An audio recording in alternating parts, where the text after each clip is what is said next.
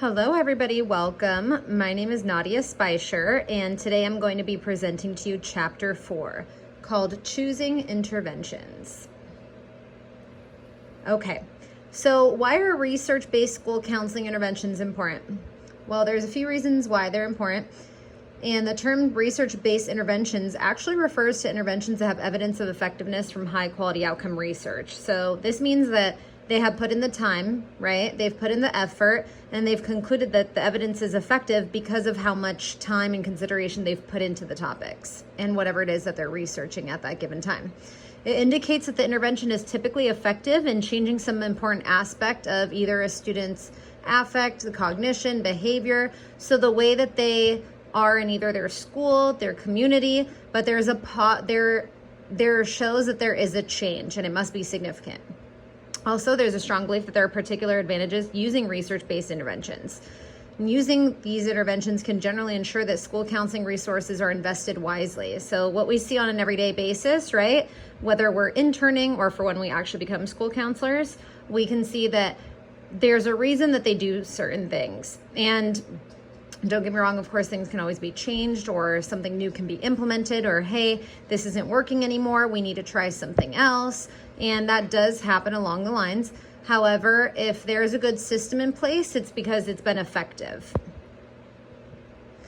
So becoming an informed consumer of research.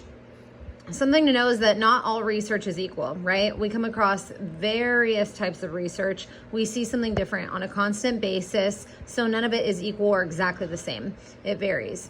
We must research critically, and we have to ask ourselves questions, and we have to know that research isn't just, we shouldn't just accept, oh, okay, this is what the answer is. This is what it means. This is what, that like, I'm just going to believe everything that I read or see. We need to really dig deep and figure out, ask ourselves some questions such as, what type of research is it? Like, where are the strengths here? Where are the weaknesses? Like the research design, how large was the sample? How small was the sample? How representative was the sample? How random was it? And how strong was the finding or not strong? So all of this will determine how effective that research really is, and that's when we need to really take a look at, does this have a positive effect, a negative effect, and what is the overall purpose?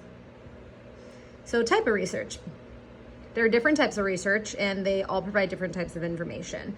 So claims that can be made about the findings depend on the type of research done. So a few examples are quantitative research, right? This is numerical form, like quantity. And then qualitative research uses data in narrative form, so the quality of it.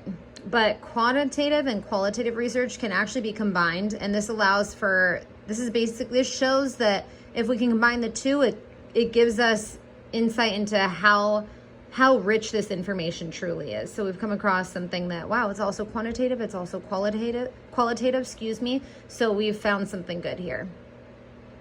And there's also many other types of research. Those were just a few examples.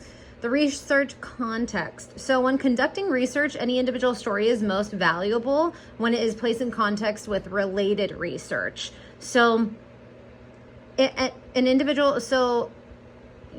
taking a look at, you don't want to just look at one piece of information, right? We want to gather, we want to find more, we want to see studies, we want to see facts, information, as much as we can to prove a point.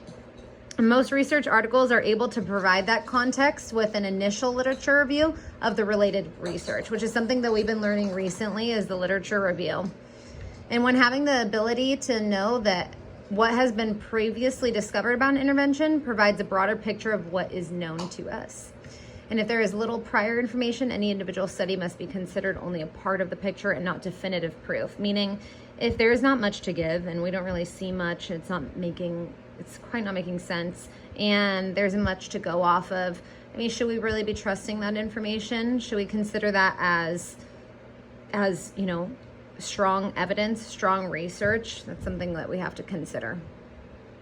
How can school counselors find interventions that will work?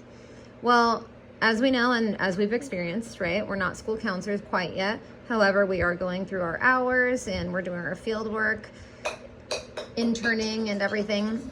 Excuse that noise. How can school counselors find interventions that will work? So we have demanding professional lives, right, as school counselors, and we need efficient ways to find interventions that are either related to the problem they need to solve, they've proven effectiveness, and they also fit within the organization and culture of their school and community. That's how we know if it's effective or not, right? Because we need it to fit within our everyday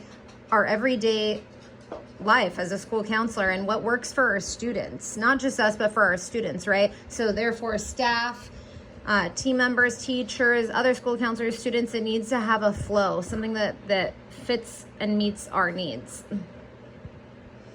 And to conclude, so we can conclude that outcome research provides evidence that an intervention is likely to be effective. Strong outcome studies provide better evidence because of the assurances they provide.